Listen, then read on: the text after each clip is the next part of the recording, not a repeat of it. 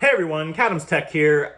Very excited to share this video with you guys today. So if you please stick around for the full duration of the video, and remember to hit the like and subscribe buttons. It'll really help my channel and help the YouTube algorithm to basically push my video to a broader audience.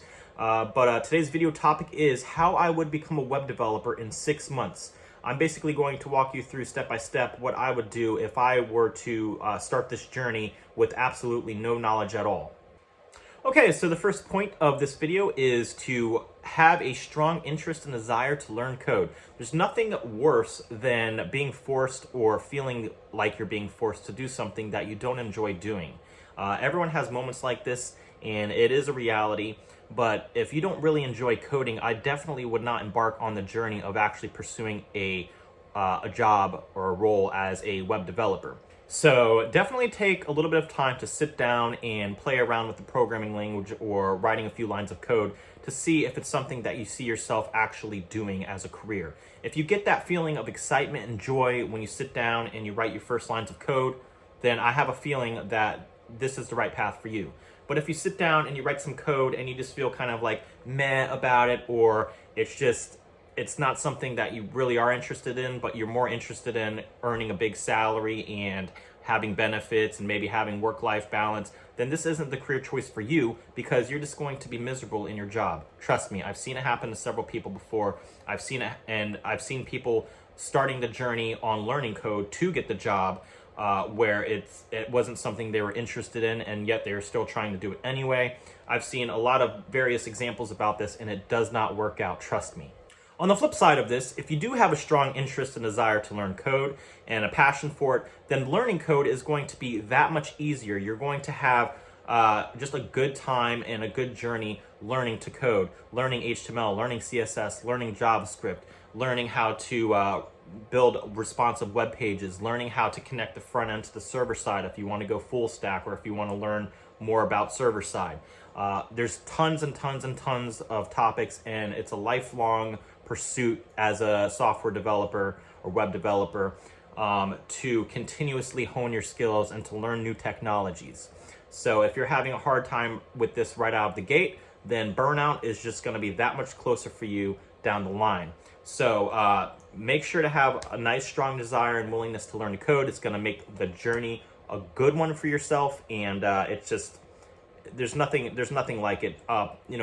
Now that I've been working as a software engineer for 5 years now, professionally, I'll have to say that the journey learning code initially was actually really, really fun. And even today, I look back at that journey of when I first started, and just the excitement and the rush to just continue plugging away and to get better at my craft. So I hope you all take that first tip to heart before even pursuing and going on to these next tips that I'm about to give you. But I think it's a very important one. All right, so you've made it past the first tip. You are committed to learning code, right? So now that you're committed to learning code, we need to get down some of the fundamental web development concepts. So I think these technologies are a good way to start learning web development. Some people choose the front-end route to take first. Others choose the back-end route to take. But it all depends on your preference. I'm a very visual person, so I usually would advocate to learn front-end first, so you can actually see the results on the web page. So these technologies that you're going to have to learn in order to do this are HTML, which is Hypertext Markup Language, CSS, which stands for Cascading Style Sheets, and then JS, which is the JavaScript programming language. So what are each of these? Well, HTML is basically the structure of the web page. It is you can think of it as like the skeleton of the web page, where you actually lay things out and mark up. And then CSS is used to style these things. So say you have a input form that's just raw HTML, it would look fairly ugly. But then when you add CSS to it, it'll bring it to life. It'll add some styling to it, maybe add a rounded input box, and then maybe color it a certain color. So that's a lot of what CSS do. It's the visuals, it's the presentation, it's a presentational component of the web. And then there's JavaScript, which is the programming language used to power the front end of the web. So you'll use JavaScript to basically do things like validate input forms, and then give user feedback, say, hey, we expected the first name to be supplied, and a first name was not supplied. And then also you would use JavaScript to maybe pass some data from the front end to the server, and there's a lot of other things that JavaScript could be used for, but that's a whole another topic of itself. So I would actually advocate for starting with HTML and maybe spending, I would say, as many hours a day as you can, but don't burn yourself out. So I would say a good rule of thumb is maybe 3 hours a day, 4 hours a day of studying HTML, actually building HTML on a web page so you can see what the different things do. So you could see what an H1 tag does versus an H3 tag. You could see what body does and what a div is and what a span is. You can just learn all of the different elements, understand what they do one by one. Take your time. It's not a rush. And then once you have a good comfort level for HTML, then I would add some CSS to it, add some styling, try and make your input forms or whatever your headers, your H1 header, your H3 header, try and make them pretty, try and give them a color of blue, try and give them a color of red, and just continue doing this and know how to position things on a web page comfortably with CSS. And then just keep making your way through these things. So I would really spend a little bit of time learning HTML and CSS before jumping into any JavaScript. And this is so you can kind of get a feel for how the web design and the web page is created, and then before adding the complexity of a programming language. What are some resources that I would use for HTML and CSS? If you're a book reader, I would definitely advocate for John Duckett's HTML and CSS. I'll put a link for that down in the description. But then also, if you aren't into books or you prefer using a book in tandem with other things, definitely YouTube tutorials will be great for this. Try and find an instructor that you resonate with or that you can learn a lot from. And you can just type in HTML beginner's tutorial into YouTube and try out a few different people. Try and mix and match and learn things from different instructors, because they'll supply areas that maybe one hasn't gone too deep into and another one kind of picks up where that one left off, or maybe another one will fill in the gaps for something that you were missing with the previous instructor. So this is a good way to kind of get many sources of input and build on your knowledge. But in addition to watching these videos, make sure to actively code. Make sure to actively try and build things with this, because the muscle memory part of it is a huge, huge, huge thing. Huge. So just keep on, building, actually typing the code, learning things, and applying them. And then once you get comfortable with HTML and CSS, you can use other stuff outside of YouTube. You could use lynda.com, I hear is good. Udemy, so it's udemy.com is good. Udemy, I don't know. I hear it pronounced different ways. And I would say Team Treehouse is a good resource. I would say, did I say lynda.com? Lynda.com, that's a pretty good one. I've tried all of these, and I've learned lots from each individual site. And okay, so once you've gotten to the point where you feel comfortable with creating a few basic websites, maybe just a simple one-pager, you feel comfortable with positioning things on the page, you feel comfortable with coloring things, you feel comfortable with the structure of a web page, then I would go ahead and start venturing into learning some basic JavaScript, right? So you could use the same resources that I listed before to look up for JavaScript. You could also try and reach out to and network with people, which is a point that I'll bring up later. And this will be very helpful for actually progressing as a JavaScript developer and other things like that. So what I would do with JavaScript, I would play around with doing things like, if I hover over this H1, I want to change it from a red color to a blue color, or like on hover effects. Or if I have this input form and I punch in a first name, try and play around with actually grabbing the information from the input form. So it'll look something like const document.getElement by ID first name, and then you grab that information and you can do a dot value on it, and then you can see how long or how many characters was inputted into the first name input. So you could say, hey, if this is greater than 0 for the length, then it's valid input. Otherwise, you can say this is not valid input. And then going one step further, instead of simply just console logging it, you could say, hey, let me throw an alert to the user to say this is not valid input. Please input something into the first name field. And doing this and getting some practice with this stuff is great, because it's real practical hands-on knowledge. It's actually demonstrating and applying it to the web, And this will get you very far, and this is going to build your confidence so you can just get on to the next step. Whoa, hey, you're still here. That's great, because this next point I feel is very, very crucial. So once you've gotten to the point where you feel comfortable and you've built up some confidence with building a basic website with HTML, CSS, so you feel comfortable with the structure of the web page and position or placing elements for HTML wise, and nesting things inside of divs, understanding what the difference is between a div and a span, and things of that nature, and then also using CSS to make the website pretty, right? You don't have to be a designer about it, but just make it so you understand how to apply basic styling and basic coloring and basic positioning of the page. And once you've gotten past those two things, as well as applying some basic JavaScript, the form stuff that I mentioned before, some hover animations, and the basics of JavaScript, then I would say maybe now it's time that you ask a friend or family member if they could use a website. And I'll tell you, I know tons of people that want websites and apps, okay? So I think you can find someone. So once you've found a friend or family member to build a website for, take it seriously. Try to make sure that the scope is reduced, and don't take on any project that's too big. Let them know, hey, I'm doing this to gain some experience, and so you also get the feel for actually working with a client. And try and say, let's keep the scope of this very small to just, a simple web page with maybe a home, maybe an about me section, and maybe a contact section. The contact section doesn't have to be anything tied to the server quite yet. It could just be just a front end only site, right? A presentational site.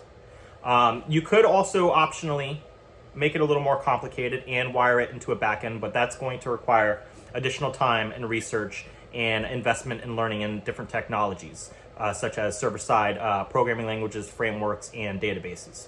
So I would try and keep the scope of it very small to where it's just a front-end based website, and take it on. Take it on with seriousness. Don't, act like your friend or family member is a real, true client that you're getting the big bucks from, okay? And treat the site as such.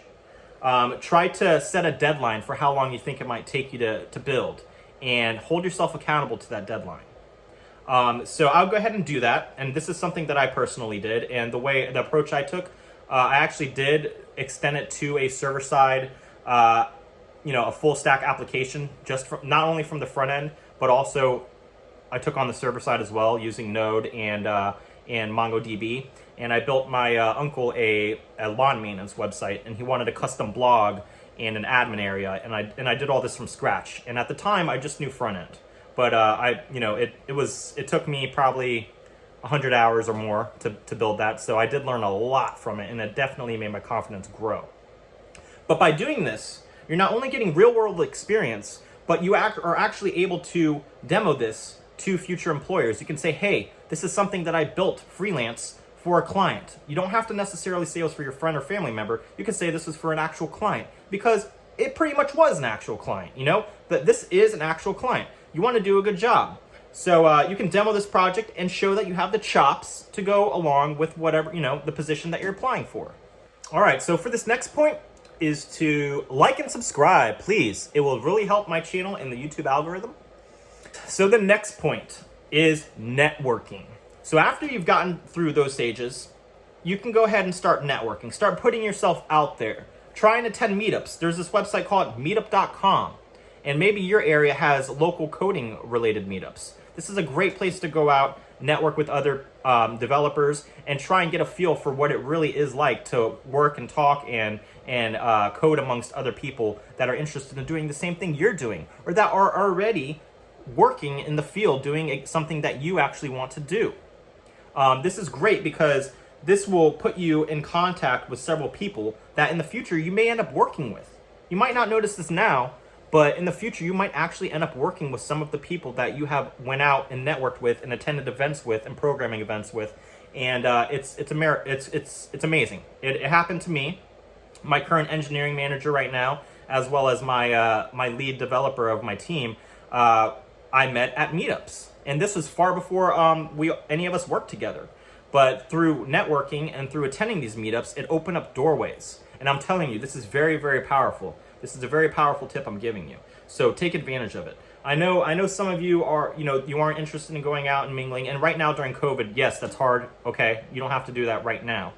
But post-COVID, once everything settles down, definitely go out there and meet up with people. But also during COVID, you can attend online meetups. So it's not necessarily an excuse at the moment.